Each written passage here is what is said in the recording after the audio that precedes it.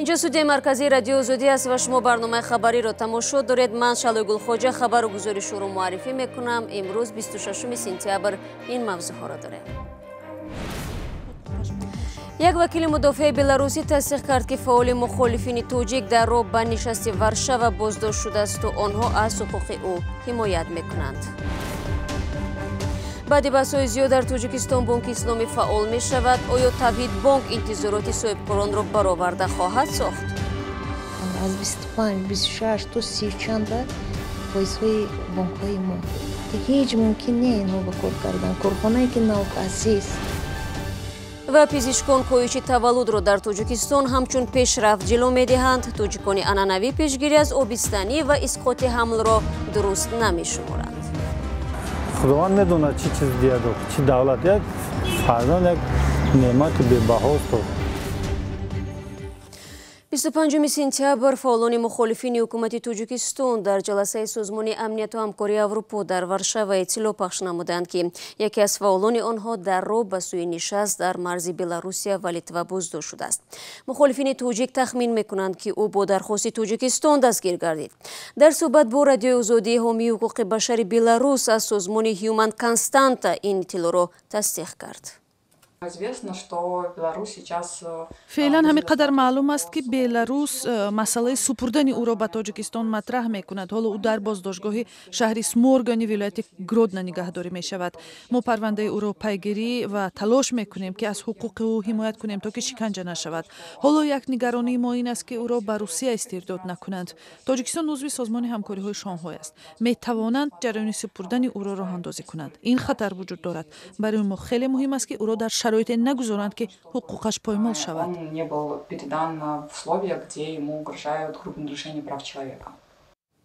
солҳои гузашта низ мухолифини тоҷик аснои рафтуомад ба нишасти созмони амнияту ҳамкории аврупо боздошт шуда буданд.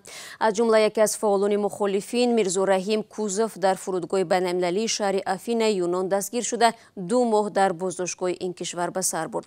вале дар ниҳоят Юнон аз истирдоди ӯ ба Тоҷикистон худдорӣ намуда ӯ раҳо гашт ва имсол дар нишасти Варшава ҳузур дошт. рӯ меорем ба мавзӯъҳои дигар. баъди баҳсҳои тақрибан 10 сола дар Тоҷикистон аз моҳи ноябри имсол нахустин бонки исломӣ ба фаъолият мепардозад. шаҳрвандон умедворанд, ки ба онҳо сабукӣ дар гирифтани қарз ва имконияти бештар дода мешавад. аксари муштариони бонкҳои маъмулии Тоҷикистон аз баҳраҳои баланд шикоят мекунанд. дирӯз нишасти матбуотии бонки исломӣ тавҳид бонк доир шуд ва хабарнигорони мо вижагиҳои ҳамкорӣ бо ин муассисаи молиро пурсуҷӯ карданд. бо ҳадафи дарёфти қарзи бегарав барои оғози тиҷорати худ Сафаргул Шарифова ба Тавҳид бонк, аввалин бонки исломӣ дар Тоҷикистон муроҷиат кард. Сафаргул мегӯяд мехоҳад як корхонаи дузандагӣ таъсис диҳад. барои амалӣ сохтани ин тарҳ ӯ ба 9 миллион сомонӣ ниёз дорад. фоизҳои баланд аз 25-26 то 30 чанда фоизҳои бонкҳои мо ки ҳеҷ мумкин не инҳо ба кор кардан. корхонае ки навтаъсис нахустин бонки исломӣ дар Тоҷикистон аз рӯзҳои аввали фаъолият ба мавҷи муроҷиатҳо рӯбарӯ шудааст. аммо на ҳама чизе ки мардум интизор доранд ба ин низом мувофиқат мекунад. аксари муштариён барои қарзи ҳасана ё қарзи бефоизу бидуни иловапулӣ ва сармоягузорӣ ба лоиҳаҳои соҳибкорӣ дари ин бонкро мекӯбанд. барои машварат меянд. бисёр аксарияти мардум донишҳои молиявӣ оиди банкдории исломӣ, механизми маблағгузорӣ, механизми мисол ҳамкориро надоранд ва процесси машварат хеле мисол шадид рафтааст. баъди гирифтани иҷозатнома қариби тамоми кормандони мо ҳар рӯз то 30 то 40 нафар фақат хоҳишмандон омода консултация мегиранд. дар низоми бонки исломӣ қабул ва пардохти фоиз манъ аст ва зарар байни бонку қарзгир тақсим мешудааст. бонки нахустини исломӣ дар Тоҷикистон дар заминаи соҳибкорбонк таъсис ёфта ба Тавҳид бонк табдилӣ ном кард. сармояи ҳамакнун Тавҳид бонк ба 65 миллион сомонӣ баробар будааст. ин бонк дар Тоҷикистон амалан миёнаҳои моҳи ноябр ба кор шурӯъ мекунад. масъулини бонки исломӣ гуфтанд, як қишри аҳолӣ вобаста ба эътиқоди худ аз хизматрасониҳои бонкҳои анъанавӣ истифода намекунанд ва Тавҳид бонк мехоҳад ин холигиро пур кунад. яъне як қисми зиёди аҳолӣ берун аз низоми расмии банкӣ мондааст бинобар сабабе ки онҳо намехоҳанд, яъне бинобар сабаби мисол принсипҳои ахлоқии эътиқодии худ намехоҳанд бо банкҳои анъанавӣ кор кунанд. дар оғоз фаъолияти бонки исломӣ нисбатан маҳдуд будад, бештар дар асоси аҳди муробаҳа ба муштариён хизмат расонида мешудааст. яъне бонк вобаста ба дархосту интихоби муштарӣ молу ашёи заруриро харидорӣ карда ба иловаи маблағ ба ӯ мефурӯшад. мизоҷ ҳам давра ба давра ин маблағро ба бонк бармегардонад. барои фаъолиятҳое ки мухолифи шариати исломанд, бонк маблағгузорӣ намекунад. чун ин фаъолиятҳо аз ҷониби кумитаи махсус дар бонк муайян ва назорат мешудааст. ва он амалиётое ки ғайри шариатӣ гузаронида шуд ба хайрия равон карда мешавад. ина мо муайян мекунем, аъзои кумитаи хизматрасонии исломӣ амна муайян мекунад. таъсиси аввалин бонки исломӣ дар ҳоле сурат мегирад ки дар 4 соли ахир чанде аз бонкҳои маъмул дар тоҷикистон дучори мушкил шуданд. ҳоло исми саҳомони тавҳидбонк расонаӣ нашудааст, аммо ин ки муовини раиси ин бонк муҳиддин асадуллоҳзода писари ҳасан асадуллоҳзода раиси орёнбонк аст, сару садоҳоеро ба миён овардааст. вале ба гуфтаи намояндагони бонк, муҳиддин аз ҷумлаи моликони он нест. бо таъсиси нахустин бонки исломӣ, коршиносон мегӯянд тоҷикистон ният дорад аз як су бовари аз дастрафтаи муштариёнро дубора соҳиб шавад ва аз тарафи дигар сармояҳои бештари кишварҳои исломиро ҷалб кунад. масъулини тавҳидбонк бо таваҷҷӯҳ ба фаъолияти бонкҳои исломӣ дар ҷаҳон бар ин боваранд ки низоми бонкдорӣ буҳронпазир аст ва дар тоҷикистон ҳам муваффақ хоҳад шуд. пизишкони тоҷик мегӯянд дар ҷомеа то рафт заноне ки аз ҳамли нохоста пешгирӣ мекунанд зиёд мешаванд. дар айни замон тақсими ройгони васоили пешгирӣ имкон додааст ки солона дар тоҷикистон аз 100 000 таваллуд ҷилавгирӣ шавад. бо ин вуҷуд дар баъзе хонаводаҳои тоҷик фарзандро новобаста аз шумора атои худо ва исқоти ҳамлу пешгирӣ аз онро мухолифи фармудаҳои шариати ислом медонанд. сарвинузи рӯҳулло ва шаҳлои абдулло дар ҳамин бора гузориш доранд. васоили пешгирӣ аз обистаниро сокинони аз 15 то 49 солаи тоҷик акнун бештар истифода мекунанд. он аз 19% солҳои қабл то 40% тағйир кардааст. соли 94 дар оғози аввали фаъолияти ин марказҳо, яъне ки аҳолӣ 19% аҳолӣ оиди ҳамин маъмудҳо хабардор бурданд, истифода мебурданду халос.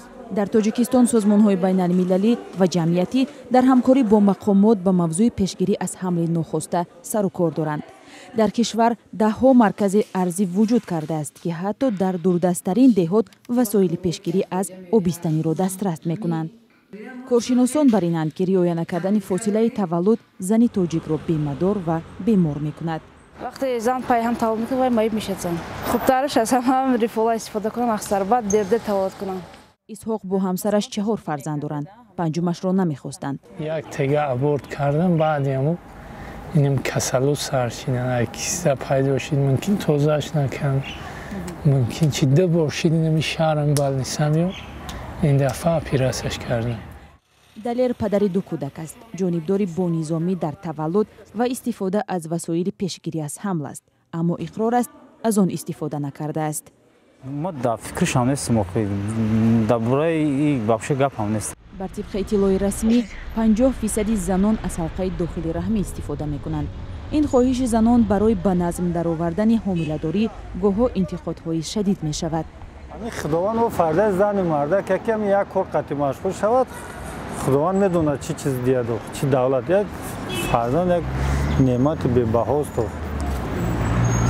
умуман баҳо надорад фарзанд, лекин бисёр одамо пешгирӣ мекунанд, хеле мекунанд, ман намедонам.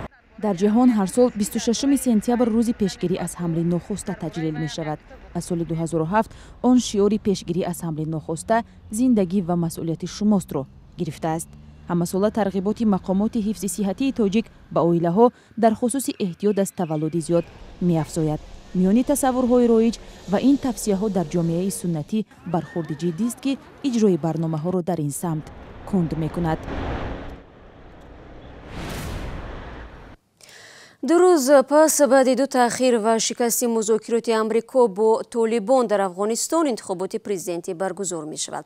روز شنبه برای تامین امنیت این معرکه 140,000 سرباز افغان در 28 حوزه انتخاباتی این کشور مستقر می گردند. پرزیدنت کنونی افغانستان اشرف غنی با 18 نفر رقابت خواهد کرد. تخمین می شود که رقیب اساسی او عبدالله رئیس حکومت اجرایی این کشور خواهد بود.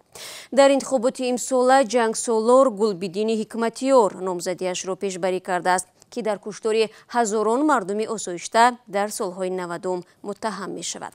انتخابات افغانستان برای تاجیکستان نیز پراهمیت است. با توجه به مرزی مشترک طولانی، فضای افغانستان به این طرفی سرحد هم تاثیر می گذارد. سرانگیز نوروزشو و شادمانیتی گزارش می دهند. انتخابات افغانستان در شرایط برگزار می شود که مذاکرات صلح آمریکا با طالبان قطع و حمله و ترکیش ها در این کشور بیشتر شد. اما نامزدها به مقام پرزیدنتی افغانستان با تمام تلاش به تبلیغ برنامه های خود مشغولند و از هر شیوه ممکن کار می گیرند. یک چیزی هم که در این معرکه ها توجه ساکنان تاجیکستان را جلب کرده است، استفاده آهنگ معروف هنرمندان تاجیک در نوار تبلیغاتی اشرف غنی پرزیدنت کنونی افغانستان در انتخابات است. آهنگ سوگندی وطنداری از جانب تابیش و جعفر آوازخوانان تاجیک سروده و بعداً از جانب هنرمندان افغان هم بازخوانی شده است. همین آهنگ بازخوانی شده هم در نوار تبلیغاتی اشرف غنی صدا می‌دهد.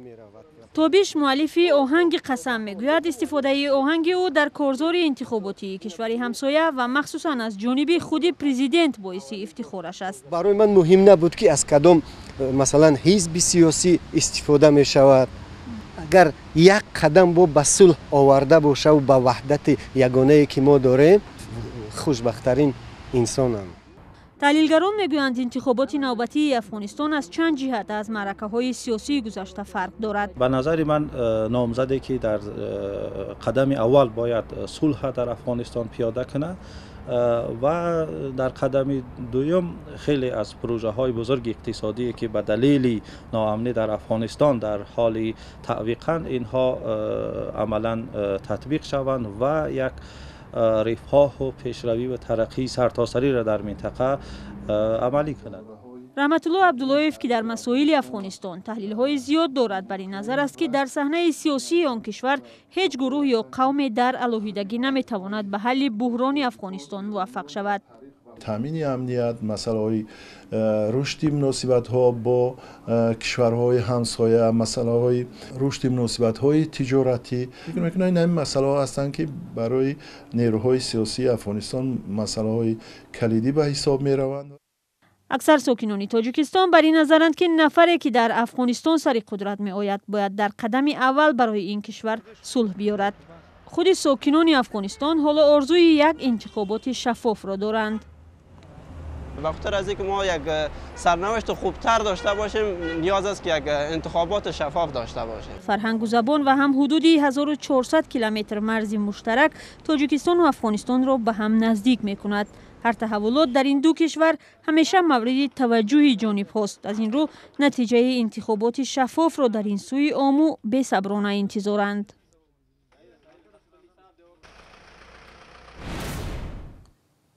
به گزارش خبرگزاری رویترز، محمد بن سلمان ولیعهد عربستان سعودی در فیلم حجتی شبکه PBS آمریکا که هفته آینده پخش خواهد شد خود را در قتل روزنامه‌نگار جمال خاشقجی مسئول دانسته است. بن سلمان گفته است از آنجا که خاشقجی تحت نظارت او به قتل رسید تمام مسئولیت حادثه را به دوش میگیرد. جمال خاشقجی که برای روزنامه آمریکایی واشنگتن پست مطلب مینوشت و از منتقدان ولیعهد عربستان سعودی بود، روز 2 اکتبر سال 2018 در کنسولگری این کشور در شهر استانبول ترکیه به قتل رسید و جنجالی را به راه انداخت. با همین خبر رسیدیم به پایان برنامه امروز. برای همراهیتان سپاسگزاریم. تا 24 ساعت دیگر که نشر نوی برنامه تقدیم می شود از وبسایت رادیو آزادی استفاده کنید. گزارش و نوارهای جالب در آزادی ویدیو کانال ما در یوتیوب دسترس خواهد بود. صفحه های ما در شبکه‌های اجتماعی همانا در خدمت شما عزیزان است. تماشای نویدی بامدادی را صبح فردا فراموش نکنید. تا فردا خدا نگهدار.